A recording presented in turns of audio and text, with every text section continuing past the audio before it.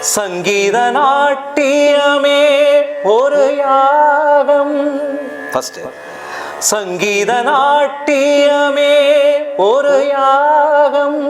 நிரிசனிதமக கதமகரிசனி நிரிசனிதமக மதனி சரி சகாரி மகத மக மதனி சா நிதனி மதக மரிகச.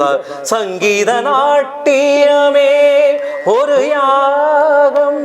இந்த ஃப்ரேஸ் குறிப்பா ரொம்ப கஷ்டமான ஃப்ரேஸ், பிரில்லியண்டான ஃப்ரேசஸ், அழகா அந்த ஸ்வரங்களை பண்ணியிருக்கார் ராஜா சார். பாருங்க, சங்கீத நாட்டியமே ஒரு யாகம்.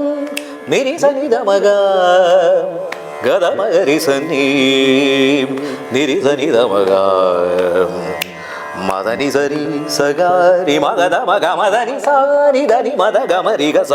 சங்கீத நாட்டியமே ஒரு யாகம்.